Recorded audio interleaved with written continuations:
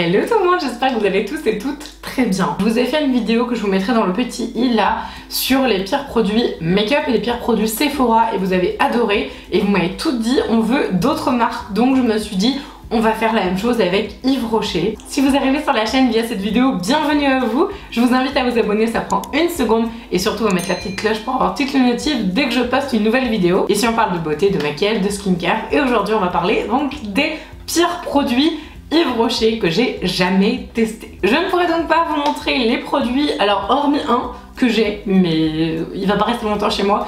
Mais en fait tous ces produits là je les ai plus ou tout simplement je les ai swatchés en fait en boutique et ça n'allait pas du tout. Donc je vais vous donner mon avis sur ces produits. Je fais un mini disclaimer obligatoire, je n'ai rien contre Yves Rocher, j'adore Yves Rocher. Ça fait partie des marques que j'ai adoré quand j'étais hyper jeune et donc forcément j'ai rien contre la marque, au contraire ça a même été une des marques pionnières vers lesquelles je suis allée quand j'étais toute petite. Donc j'adore Yves Rocher, mais il y a des produits que j'aime pas du tout et je vais vous partager ces références tout de suite. Et je précise que les produits dont je vais vous parler ce sont des produits que je n'aime pas du tout. Moi ça n'engage que moi évidemment, si vous adorez le produit il n'y a aucun souci, chacun a ses goûts et heureusement, mais là ce sont des recommandations pour éviter de dépenser vos sous pour des produits qui n'en valent pas le coup. Je vais commencer par le seul produit que j'ai avec moi et tout le reste je vous mettrai les petites images, des screens etc. Le seul produit que j'ai avec moi et qui vraiment pour moi est vraiment c'est une énorme déception parce que j'aurais tellement aimé l'adorer ce produit. Je le porte sur moi d'ailleurs et je l'ai porté plusieurs fois. Je me suis dit allez vas-y mets-le dans cette vidéo, franchement il faut que tu lui donnes une seconde chance etc, une troisième, une quatrième, non mais au bout de 10 fois c'est même pas la peine, stop. Il s'agit du rouge à lèvres qui s'appelle le Grand Rouge l'élixir en version liquid matte parce que le Grand Rouge c'est un style de collection de rouge à lèvres Rocher et là c'est la version liquid matte.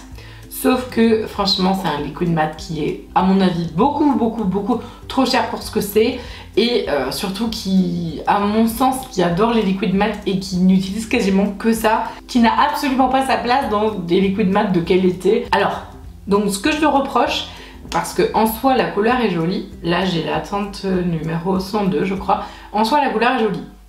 Première chose, l'odeur, c'est juste pas possible, ça sent hyper fort, c'est à dire que habituellement les odeurs de rouge à lèvres j'aime bien, ça sent la vanille, enfin c'est assez doux et tout, ou alors il n'y a pas d'odeur, mais là ça sent les bonbons pour enfants, ça fait hyper cheap, vraiment l'odeur là je peux pas, enfin bon ça s'en va après mais c'est hyper gênant quand vous l'appliquez. Ensuite la texture elle est mais épaisse mais thick, genre le truc vous avez l'impression que vous mettez du plâtre sur les lèvres et ça j'aime pas du tout. Alors quand il y a des textures épaisses mais qu'elles sont crémeuses, onctueuse, ça passe, mais alors là c'est pas du tout le cas, c'est hyper épais. Et puis alors le truc c'est que vu que c'est très épais, la troisième chose que je lui reproche c'est la texture et le ressenti sur les lèvres, c'est juste désagréable au possible. J'ai été obligée en fait de me mordre dans un mouchoir au moins genre 10 fois pour que ce soit à peu près acceptable, car c'est pas du tout sans transfert, je sais pas, j'ai dû me mettre partout, je sais pas si vous verrez sur ma main, enfin c'est absolument pas un liquid matte, je trouve qu'ils ont voulu en fait faire un hybride de formules et c'est complètement raté. Surtout, faut que je regarde le prix mais je crois qu'il est hyper cher ce produit. Il vaut 20 € quoi. En plus je crois il est petit, enfin je sais pas, 7 ml. Ah il est plus grand que les Sephora mais il y a 2 ml de plus et il vaut 2 fois plus cher. Donc déjà il y a un problème. Honnêtement les liquid matte qui sont canons les Sephora. Allez-y les yeux fermés, il n'y a pas de souci. Niveau petit prix ils sont vraiment top et là les textures sont géniales et tout. Mais non, je suis désolée, vous avez voulu rentrer dans la cour des liquid matte mais c'est pas possible. Bon ça c'était pour le premier produit, maintenant tous les autres produits que je vais vous montrer je les ai plus parce que je les ai jetés ou donnés ou finis, enfin voilà. Donc je vous mettrai l'image par là. Donc alors cette huile démaquillante adaptée aux peaux et aux yeux sensibles, élimine efficacement les traces de maquillage, même waterproof, sans fini-gras, la peau est apaisée et nourrie, sans plus texture huile soyeuse, sans fini-gras, la peau est protégée, blablabla, sensation d'échauffement, sont réduites dès un mois, donc en plus il y a un côté un peu skincare soin quoi, voilà, et non, ça va pas être possible. Alors déjà juste elle est, je trouve, après c'est pareil, c'est que mon avis, elle est hyper désagréable au niveau de la texture. Moi j'aime bien, soit quand c'est du très fluide, mais alors du coup je le sais, par exemple il y a un produit dont je vais vous parler samedi qui est hyper fluide en huile démaquillante mais qui est trop bien. Donc soit c'est hyper fluide mais ça va, soit c'est très épais et du coup c'est un peu comme un baume et là c'est très agréable. Là c'est un espèce d'entre-deux mal fagoté.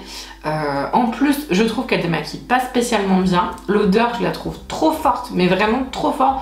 Et pourtant, c'est pour les peaux sensibles. Donc, en fait, ça me gêne énormément qu'ils disent pour peau sensible et tout, et que du coup, ce soit parfumé. Enfin, moi, j'ai vraiment pas aimé l'odeur. Après, c'est peut-être sans parfum et l'odeur naturelle me plaisait pas du tout, mais vraiment, j'ai un problème avec l'odeur. Niveau démaquillage, je l'ai trouvé pas du tout efficace.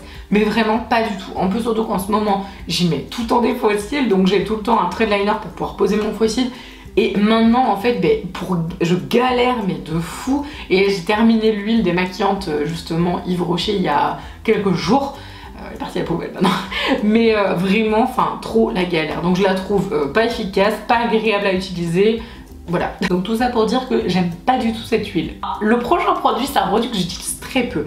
Là, j'avais eu en fait c'était pas les échantillons, vous savez, c'est les formats mini là, mais qui sont plus grands. J'avais eu un format voyage de ce produit-là.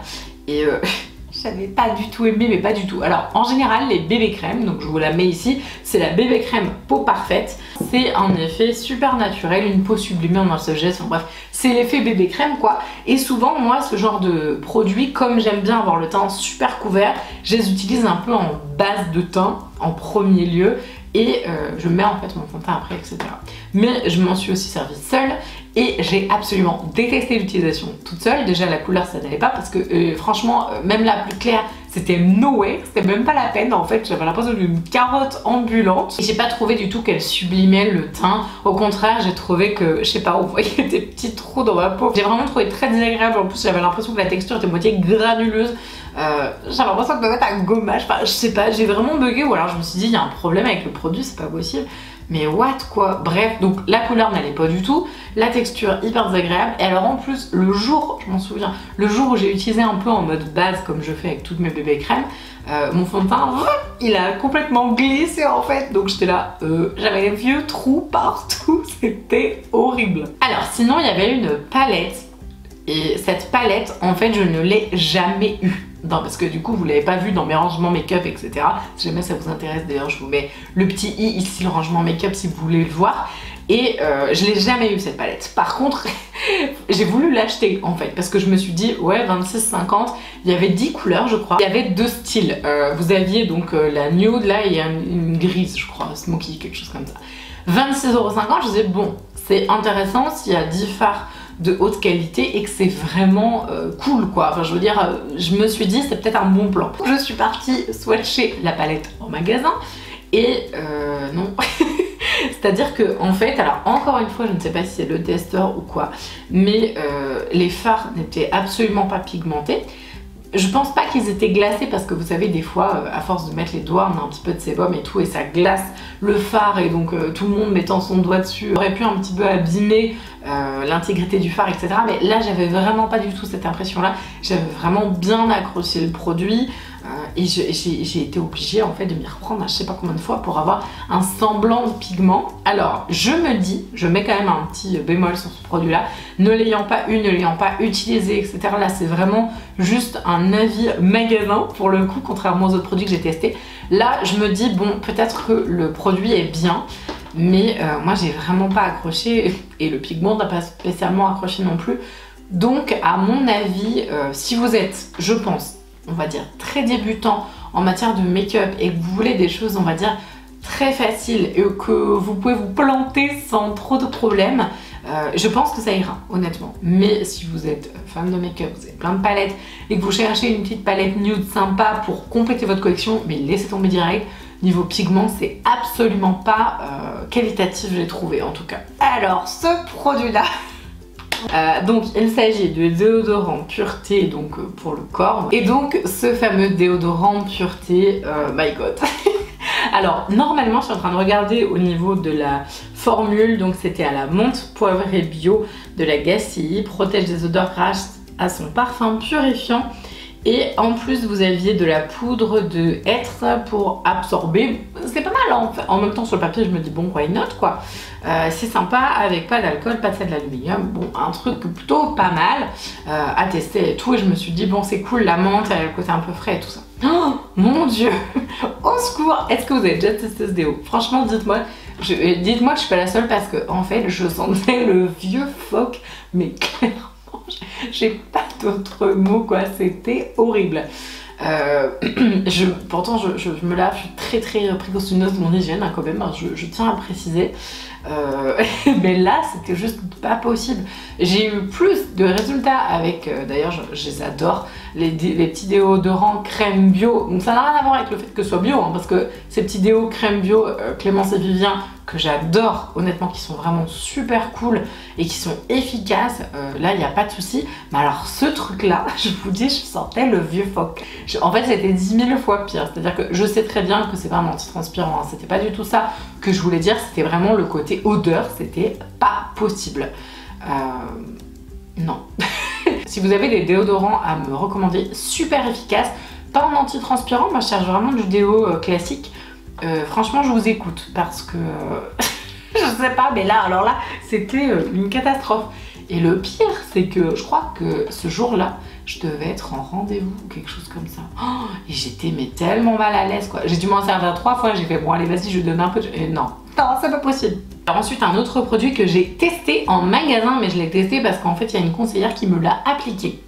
Donc je ne l'ai pas acheté du tout. Je suis un petit peu mitigée sur ce produit. Il s'agit de la poudre libre ravissante. J'adore le nom, je trouve ça trop mignon. Floutante et fixante. Donc en fait c'est une poudre libre à la base. Pour moi ça va à peu près. Mais en fait je me suis mis à la place d'une autre personne, on va dire lambda, qui n'a pas ma peau aussi claire et aussi diaphane. Et je me suis dit non. En fait il l'annonce comme une poudre libre universelle et elle est vraiment très claire. Surtout qu'en plus, je trouve qu'ils disent qu'elle est assez fine et tout. Moi je trouve qu'il y a vraiment un effet masque. Et j'ai pas du tout apprécié cette texture là. Contrairement à, je suis en train de me dire qu'il faut que je la sorte parce qu'elle est vraiment super cool. Contrairement par exemple à ma Low-Kit de chez KVD Beauty là, la translucente, elle pour le coup elle est transparente. Alors en plus, mais je sais même pas quand est-ce que je vais jamais la finir celle-ci. Elle est quand même assez légère là, Yves Rocher, faut pas non plus, pas un truc, vous avez pas l'impression d'avoir mis du plâtre. Mais si vous êtes, on va dire un tout petit peu plus foncé que moi, et à mon avis il y a les 3/4 des gens qui le sont, vous allez avoir l'impression d'avoir du plâtre parce que la couleur elle est pas du tout adaptée pour moi, c'est absolument pas de l'universel, même s'ils disent qu'il faut la mettre hyper légèrement parce que c'est une poudre libre etc. Honnêtement ça, sauf si vous avez la peau très claire, donc comme moi ou voire plus clair, ça ira. Mais alors si vous êtes on va dire normal en termes de teinte de peau, on va dire dans les couleurs médium classiques des fonds de teint, mais laissez tomber direct. Pourtant c'est hyper dommage parce que je me suis dit tiens c'est pas mal pour faire du baking etc. Et je me suis même dit ça pourrait être un bon dupe voilà, de la Kat Von D, de Laura Mercier etc. Et là j'ai fait ouais non ça va pas être possible du tout. D'ailleurs j'aimerais vraiment savoir vos flops Yves Rocher ou alors vos tops aussi, parce que honnêtement c'est vrai que c'est bien de dire quand ça va pas, mais c'est aussi bien de dire quand ça va. Moi j'aime bien faire les deux, je fais des vidéos favoris avec des super produits et des vidéos flop avec des trucs complètement catastrophiques. Donc vraiment n'hésitez pas à me dire en commentaire ce que vous avez aimé chez Yves Rocher, ce que vous aimez, vos go-to, justement les produits que vous adorez et les produits que vous n'aimez pas du tout. Ça peut nous permettre de faire des économies hein. Moi je dis ça, je dis rien, mais ces vidéos ont toujours un but économique. En tout cas, j'espère vraiment que cette vidéo vous a plu, qu'elle vous a été utile. C'est le but premier de la vidéo. Si jamais vous n'êtes pas abonné à la chaîne, prenez une seconde pour le faire. Ça me fera hyper chaud au cœur de vous compter parmi tous les nouveaux abonnés qui arrivent chaque jour. Et honnêtement, mais je suis trop choquée. Et je me dis, il faut absolument qu'on fasse un concours, un truc trop cool. Et où je puisse gâter plusieurs d'entre vous, parce que à chaque fois, je le fais sur Insta, sur TikTok et sur YouTube aussi, mais là je me dis c'est pas possible Marine, il faut que tu gâtes plusieurs personnes. Et ne vous inquiétez pas, je ne vous oublie pas, les story time vont continuer, j'ai plein à vous sortir. Alors les Sephora j'ai un petit peu moins d'idées quand même, hein. Il va falloir que je pioche dans les vôtres maintenant, mais j'en ai décortiqué à vous sortir et je prépare ça, donc ne vous inquiétez pas. Je vous fais tout plein de gros bisous et je vous dis à samedi, ciao.